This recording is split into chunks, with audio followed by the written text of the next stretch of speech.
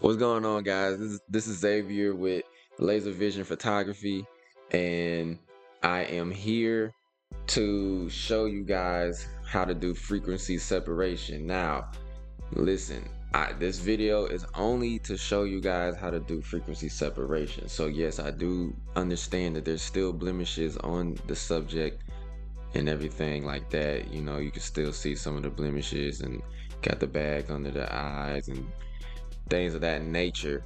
I'm not here to do a full editing video. I'm just here to show you guys how to do frequency separation so you can start blending the skin of your subjects and get something similar to this, right? So let's jump into it. First thing you're gonna do is once you do all your blemishes and you get rid of that, and you get rid of stuff in the background, you're doing all of this stuff, iron out some of the wrinkles, you're doing things of that nature. Once you get done with doing all of that, okay, you take your topmost layer, right now it's just the background layer, and you hit Control J, and you want to hit it twice. So Control J to hit it twice to make a copy. I'm using a Windows, by the way. If you're using a Mac, I think it's Command J. So yeah, Control J twice get you 2 layers, right? The first layer, you want to rename the layer to low. It stands for low frequency. I don't feel like typing in low frequency, so I just put low. And this is the high frequency. So with the low, you go down to your low frequency, you go to filters, you go down to blur, and you go to Gaussian blur right here, right? And then what you want to do is you want to zoom out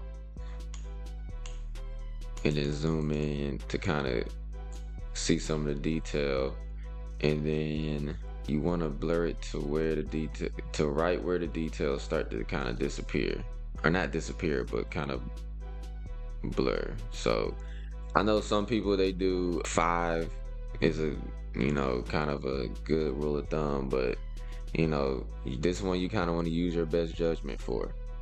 All right, I'm gonna just put it at 7. All right, so that's the low frequency. That's the low frequency layer. Then you want to come up to the high frequency layer. All right, so you want to click the high, and you want to go to image and apply image. Then you want to go to the low. The layer that you want to use is the low frequency layer.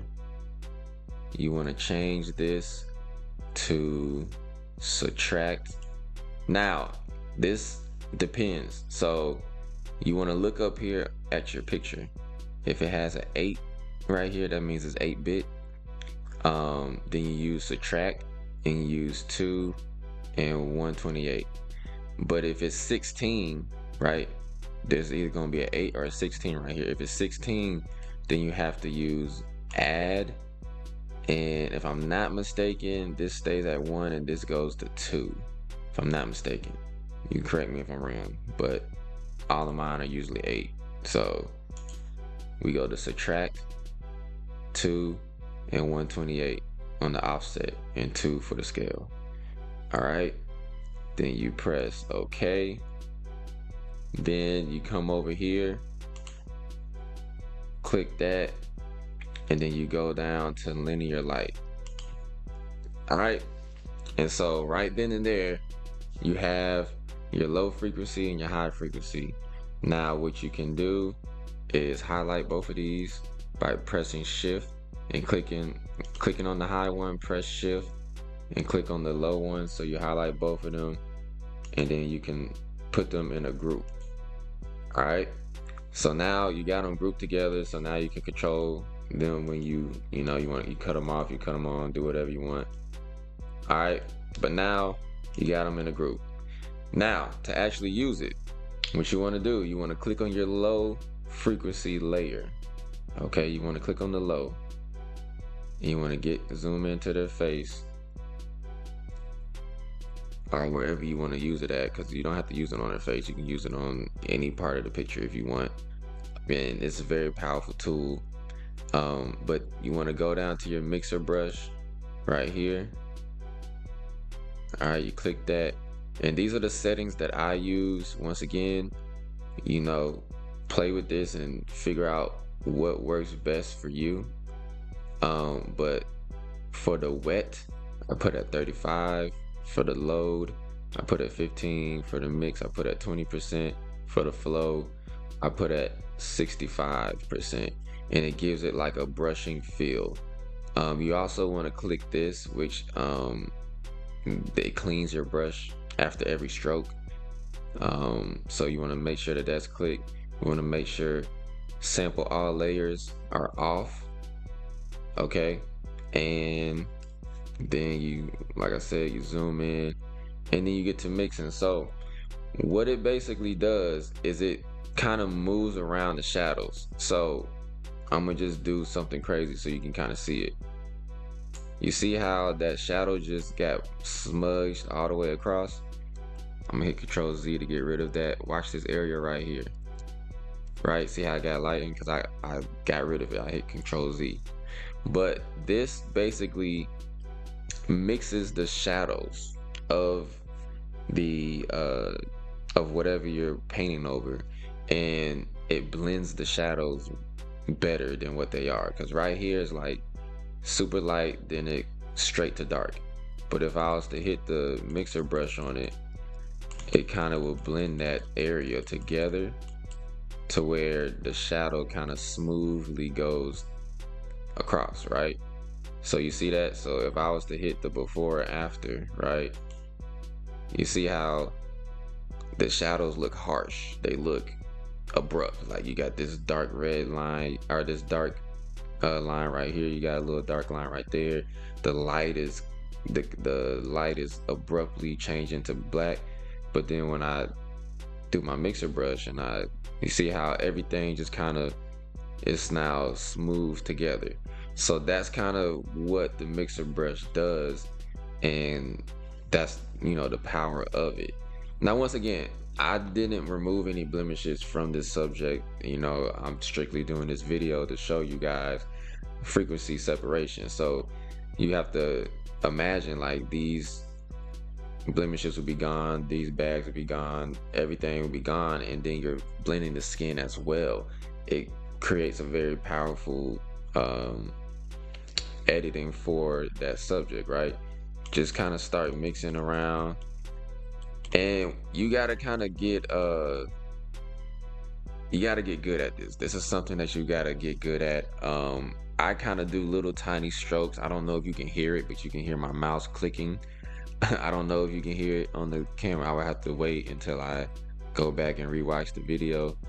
But I'm just kind of hitting it with small strokes. You don't want to do like long defined strokes, because it's gonna look like this. Like it's gonna look like a big streak. You see that? So you don't want to do nothing like that. You want to do short, quick, you know, strokes, so that, you know, you can kind of move the shadows around and get them how you want to get them. And this definitely helps, like if you have like an area that you want a little lighter or a little darker, you can move the shadows. Like see how it's dark right here? Let's say I wanted it to be dark over here too. I can move some of those shadows over there, and so now the darkness is even. You see that? So it's very powerful, man, once you understand kind of how to move and groove with it. But I'm just do a little quick, you know, a little quick something. You want to be precise. You want to, you know, change the size of your brush so that you don't move the shadows of things that doesn't need to be moved, because I could take his skin and put it over this hat accidentally. You see that? So it definitely can it's a powerful tool to where it can mess up. You can make the picture look very good, or you can mess it up too. So you want to make sure that you're changing the brush size to go with what you're trying to do with his face, or with your subject's face, or with any part, because like I said, you can do this on the clothes, however you want to do it. But yeah, man, just kind of blend in the shadows. Once again, you got to get good at it. It took me time to get great at it as well. See, I messed up. Always remember Control Z. Anytime you mess up, and you see how, like, there was a bright spot right here, but I'm able to get rid of that bright spot, and it's not so abrupt anymore. You see what I'm saying? And you just smooth the skin out. So once again, just kind of going through here and smoothing things out, man, making everything blend together. Once again, I didn't edit it the way I usually do, because I was just here to show you guys the frequency separation. But this is kind of the after and the before. Like, you can see the before, how harsh the shadows are, how harsh the light is, you know, and then you go to the after, and you see how it's a little bit smoother. It's looking better already. You know, this is usually the last thing that I do in my picture. Like I said, I usually removing of the blemishes first, and like I have a whole process that I do. I have steps, like you can probably see it over here. This is my editing steps right here. This is just kind of what I do last, because once you do this, it's kind of hard to remove blemishes, stuff like that. Then you can go down to the rest of his body. Once again, you see how this shadow is? You want to be careful. You want to move along this, like, you want to move with the contour of your subject's, like, body. Like, you want to move the contour of your subject's body. So you don't want to, like, do this, right? Because see how the shadow is getting pushed into the stuff that wasn't a shadow? So you don't want to do that unless you're trying to bring that shadow down there. But you want to move along the contour of it. So I'm moving along how the shadow is going, so that I'm smoothing everything, but I'm not, you know, changing the picture, right? I usually leave this alone because it's already kind of blurred out, but I mean, you can get up in there and smooth this out too if you want to, right? Let me make my brush a little bigger. Once again, once you come to a spot like this, you don't want to do this, because see how you're now changing the picture too much? You don't want to change the picture too much. So I usually get about here, then I kind of like just go over this a little bit, but I don't like drag my mouse too much, because I don't want this shadow to be changed, you know? And then I go over here, do the same thing. Once again, you want to make sure you're not, you know, pushing his skin tone into his shirt, you know? So you want to be careful, because like I said, this is powerful and it can really move shadows, right? Another thing that you can do this with, let's say this was a wrinkle that you wanted to get rid of. Before you do the frequency separation, you could go and remove this wrinkle, do frequency separation, and then you can smooth out kind of what was there, or what is left there. Or here, I can show you right here. See this wrinkle? You can let me make this smaller a little bit. You can kind of smooth out a wrinkle and get rid of it for the most part, right? The wrinkles right here, you can kind of smooth out wrinkles. See how, like, that wrinkle's gone? Let me get rid of it. See how it was kind of wrinkled right there and up in here, and you can use that to kind of get rid of the wrinkles.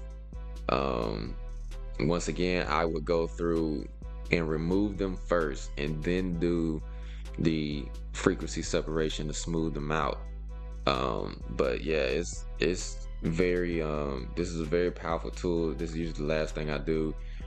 If they have like hair, you know, this subject didn't have any hair going crazy out here, but let's say they did have hair out here and you use the clone stamp tool to kind of get rid of that, there might be some discoloration in the background a little bit from the clone stamp tool. You can use this to smooth the discoloration. Like, see this green thing? I could probably get rid of this if I wanted to. Yeah, see? I'm clicking in the white and dragging that white tone over that green. Clicking in the white, dragging it over, and as you see, I got rid of it. And you see what I'm saying? So this is a very powerful tool that you can use at the end. This is the last step that I always use it as the last step. I don't know whatever you want to do, that's what you want to do. Is basically your preference, because you want to create steps to your editing that streamlines your editing so that you can get pictures done faster, right? So this is usually the last thing that I do, but I mean, as you see, it's powerful. I just got rid of something in the background, let me remove it and see it's right there, but now it's gone. So very powerful. We zoom out, the shadows on my subject looks a lot more smooth. It looks a lot more together. Whereas if I undo the frequency separation, you see how the shadows are harsh. It's harsh shadows. You got the lines right here. You got the shadow over here. You had a shadow right here. You had this bright light right here, this bright spot. But when I cut it back on, it's all smoothed out. You see how much better that looks? And I didn't even remove any blemishes or anything. So yeah, frequency separation, man, it's very powerful. You can remove things. You can remove wrinkles, little small wrinkles. You can remove a lot of things, man, with it. And I think it's a great tool to use at the end of your editing, once you're done actually removing blemishes. And like I said, I can go to the actual picture that I did for this picture, and as you see, no wrinkles here. I removed the bags and everything, removed the blemishes, and this is what you're left with. So that's the frequency separation. Very powerful tool. I think that once you master that, it's going to really take your editing to the next level, and that's how you do it, man. Me personally, I have a action that does it for me already, so I don't have to go through all those steps every single time. And I'm going to create a video and show you guys how to create these actions. But subscribe, because I'm gonna keep dropping more and more videos on how to do your editing and how to do different things on Photoshop, because this is a very powerful tool. So go ahead and subscribe, man.